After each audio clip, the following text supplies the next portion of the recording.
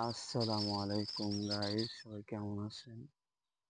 আশা করি ভালোই আছেন। আলহামদুলিল্লাহ, আপনাদের দয়ায় ভালো আছেন। তো সকালবেলা হাঁটতে বের হইলাম। তো একটা লোকের সাথে দেখা হলো। তো ওনার একটা চাল চলন দেখে আমার একটু খুব খারাপ লাগলো। আর একটা ঘটনা মনে পড়ে গেল ওনার এই কারণটা দেখে। তো ঘটনাটা হলো, আপনার ঘটনার মাধ্যমে বুঝবেন যে মানুষটা কেমন আচরণ করলো। তো মানুষটা কোনো এক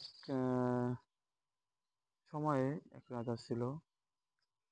রাজাটা ছিল কাফের রাজা, খুব জুলুম করতো মুসলমানদের উপরে, খুব অত্যাচার, অনেক করতো। তো সেই সময় যুদ্ধ হতো, প্রত্যেক সময় জিতে যেত, পরাজিত হতো মুসলমানরা। তো কোনো এক যুদ্ধে এভাবে রাজাকে হারিয়ে দিল মুসলমানরা। তো হারানোর পরে রাজা যত সৈন্য বন্যা ছিল সকলেই আপনার পালাই গেল। এরপরে আপনার হয়েছে গিয়া ওই যে রাজা রাজা সে ধরা খেয়ে গেল। ধরা খাওয়ার পরে এরপর তো মুসলমানরা পাওয়ার পরে ওনাকে শাস্তি স্বরূপে তারা চিন্তা ভাবনা করলো কি শাস্তি দেওয়া যায়।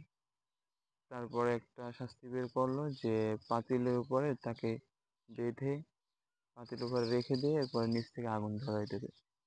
তো যেই কথা সেই কাজ, এভাবে করে আপনার পাতিলের উপরে বাইক ধরাই এরপরে আগুন ধরাই দিচ্ছে। তো আগুন ধরাই দেওয়ার পরে এরপরে তো দেখতেছে সে গরম সহ্য করতে পারতেছে না। তখন কাফেরের যেই মূর্তি কিংবা তাদের যেই প্রতিপালক আছে বা যেটাই বলে না কেন, ওনার কাছে প্রার্থনা করতেছে, ওনার কাছে সাহায্য চাইতেছে। তো এক পর্যায়ে সাহায্য চাওয়ার পরে দেখে কোনো কাজ হয় না। অনেকক্ষণ যাওয়ার পরে দেখে সহ্য করতে পারতেছে না। এরপরে উনি কি করলো, উনি আল্লাহর উপরে ইমান আনলো, কালিমা পড়লো। তারপর ইমান আনার পরে আল্লাহর কাছে সাহায্য ছিল এবং জিকিরে মশগুল হয়ে গেল। তো এই আল্লাহ তাআলা তার এই মানে মনের চাওয়াটা, তারপরে এই যে ইসলাম গ্রহণ করা, ইমানটা আনা আমার কাছে খুব ভালো, আল্লাহর কাছে খুব প্রিয় হয়ে গেল, ভালো লাগলো আর কি। চাওয়াটা খুব ভালো লাগলো। তো আল্লাহ তাআলা বৃষ্টির মাধ্যমে তাকে কি করলো যে বৃষ্টি দিল। বৃষ্টি দেওয়ার পরে তার পাতিল ঠান্ডা হয়ে গেল এবং আগুন নিভে গেল। তো আগুন নিভানোর পরে বৃষ্টি তো দিয়ে তাকে বাঁচিয়ে নেওয়ার পরে খুব ঝড় উঠছে, বাতাস। তো বাতাসে আহ, যে ওনারা তো মারার চেষ্টা করবে মুসলমানরা, যেহেতু অনেক জালিম ছিল, মুসলমানদের উপরে অনেক অত্যাচার করতো। তো এই চিন্তা ভাবনা করে আল্লাহ তাআলা বলতেছে, না একে যদি এখানে রাখি তাহলে তো আহ একে আবার আবার মারার জন্য চেষ্টা করবে। এরপরে ওনাকে এভাবে করে অনেক ঝড় দিয়ে এক দেশ থেকে অন্য দেশে নিয়ে গেছে। যাওয়ার পরে এভাবে আপনার কি করলো, ওই দেশের মানে যে লোকজন ছিল, ওনারা হয়েছে গিয়া ছিল আপনার খুব কাফের দাদা, তারাও ছিল এরকমের জুলুম করতো। তো তারা দেখলো যে এরকমের উপর থেকে একটা পাতিল পড়লো। তো তারা জিজ্ঞাসা করলো যে ভাই আপনি কিভাবে কি?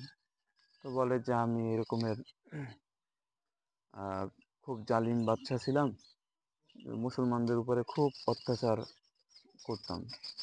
তো এক পর্যায়ে আমাকে তারা আহ কোনো একটা যুদ্ধে হারিয়ে দিল। হারিয়ে দেওয়ার পরে শাস্তিস্বরূপ আমাকে এই ড্যাগের উপরে রেখে তারপরে আগুন ধরাই দিছে।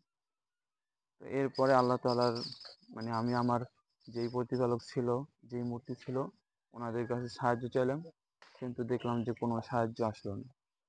এরপরে আমি ঈমান আনলাম আল্লাহর উপরে, জিকির করলাম, জিকিরের মাধ্যমে আল্লাহর কাছে সাহায্য চাইলাম। আল্লাহ তাআলা বৃষ্টির মাধ্যমে আমাকে পাতিলের সেই আগুন থেকে বাঁচাইলো এবং এই ঝড়ের মাধ্যমে আমার এখানে এনে ফেললো। এটা শোনার পরে ওইখানে যত কাফের ছিল তারাও আল্লাহর প্রতি একটা ভালোবাসা, আল্লাহর প্রতি এই দেখে তারপর তারাও ঈমান গ্রহণ করলো। এইটাই আমরা বুঝতে পারি যে ইমান ইমানই শক্তি আসলে অন্য রকমের।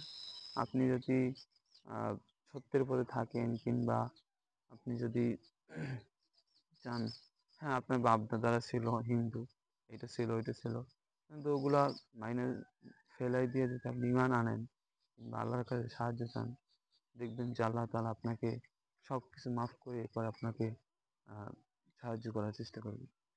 এটাই ছিল মূল ঘটনা। তো দেখা হবে কোনো এক কন্টেন্টে।